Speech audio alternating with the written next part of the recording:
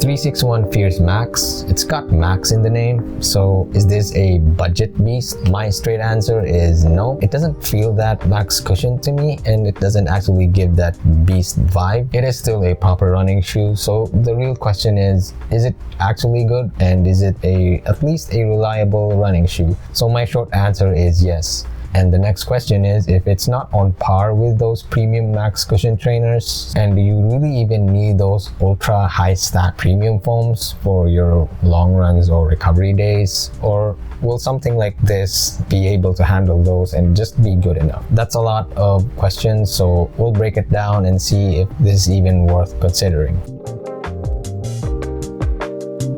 So first, let's talk about reliability and durability. Honestly, this makes a solid case as a reliable long run shoe. The price alone, again, is enticing. I bought mine for 2,100 pesos or around $36 US. At that price, you can't expect luxury or plush premiumness. It really isn't plush, so some corners were cut. For the price I bought it, that's a trade-off that I can live with. Where they cut corners actually matters because the midsole is quite good, cushioned and protective. Might not be that plush, sink in or mushy kind of comfort you get from those other high-end premium trainers, but where they skimped on is mostly on the upper, just not that refined kind of feel. If not for comfort, it's at least durable. It's got thick lace overlays, side overlays, a thick toe cap, and there's this rubber thingy here. It does add some weight, which would be a con. It also could be a positive if you really care more about durability.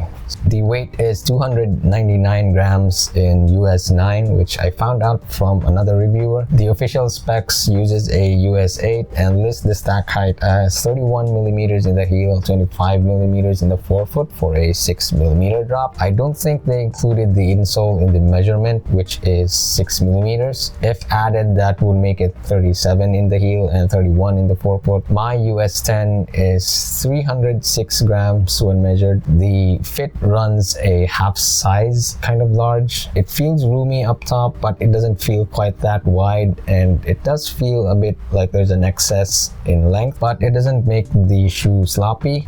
To me, the width is fine, but the stiff toe reinforcement can be annoying, especially when your toes hit this part. And while it does make this very durable and pretty solid, it does also give you some discomfort if you keep hitting your toes here. So for your foot not to slide forward, you secure it with a runner's knot, right? Well, another issue now is it gets stiff around the ankle area. As for step in and upper feel, it somehow felt cheap when you set your foot in. The jacquard mesh is actually fine. It's a good quality material. It's breathable, decent quality expected from similar or pricier options. What I mean about cheap is just the overall underfoot feel. Like the build inside kind of sort of feels cheap. Like this skin material on the heel and ankle collar to the underside of the tongue, that inner lining probably gave me that kind of feel. The inner lining, it does absorb sweat and can rub your skin, so you definitely need to wear above the ankle socks. The heel padding is also quite generous. It's also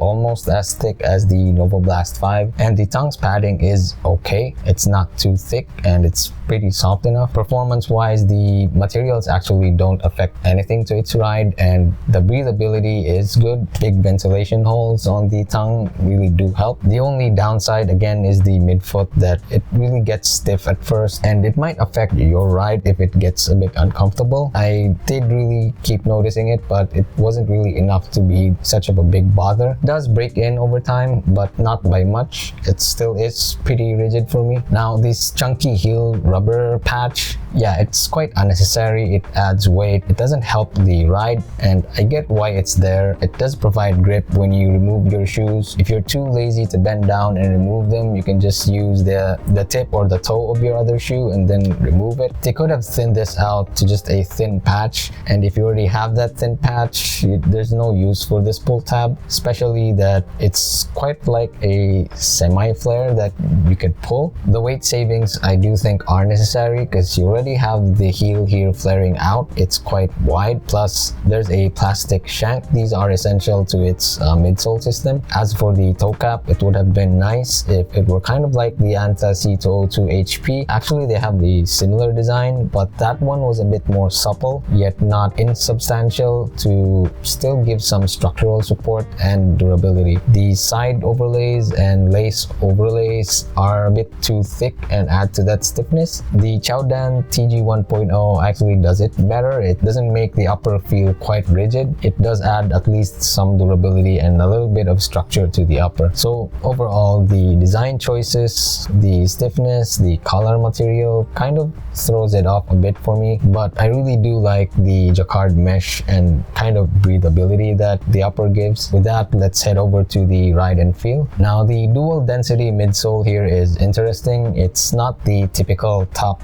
and bottom dual layer foam setup, but you have a firmer EVA here at the heel, tapering towards the midfoot, then a softer, more springier ETPU or EVA blend foam up front. Slow paces, it's smooth and stable, not really that bouncy, but it does deliver a slower but consistent kind of compression. It might even feel flat to some people, but as you pick up the pace, it actually gets quite lively. You'll start to feel that soft compressive forefoot give a bit of pop if you're more of a forefoot striker. If midfoot or heel striking, the foam here at the rear actually does make it more a calm kind of initial strike, and as you roll, you sink your forefoot into this squishy foam, so it does give that kind of nice sensation as you toe off. Now, popping off your toes isn't as a solid kind of pop like the Novo Blast 5. This one's actually more flexible, so the toe spring I do feel is quite a bit early and it flexes easily there,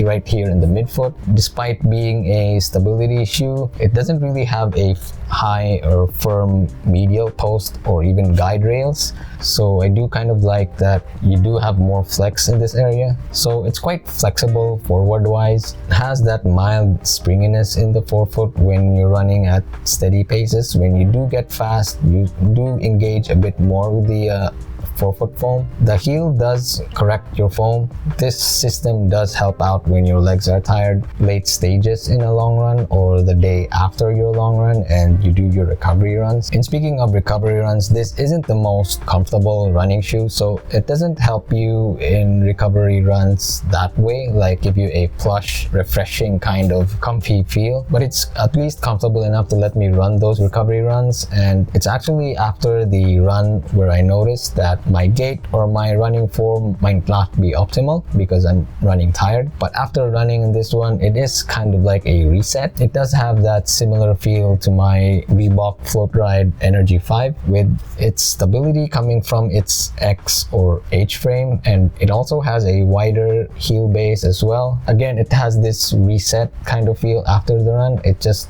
straightens out my form. This isn't a stability shoe with a guide rail or medial post. I wouldn't really even say this is a full stability shoe at all. You can still flex, but the system just works to keep me going when I'm tired. And I do feel this is a bit better than the Float Ride because this just has more foam. Now, what's interesting about this shoe is it might look pretty wide at the heel, yet the first ground contact here is the outsole, which is actually a bit narrower, and it's not flat under here. There's a bit more rockered or curved kind of design here, so your initial impact on the ground isn't that harsh correction, but it's more of a subtle one comparing to the Ying 5 Pro, where it's mostly just flat, and the first contact point here, or the contact points here, are actually wider just at the edge, so it does actually make this correction a bit more instant. Putting them side by side here, just based on the outsole, the Ying 5 is actually wider by like 3 or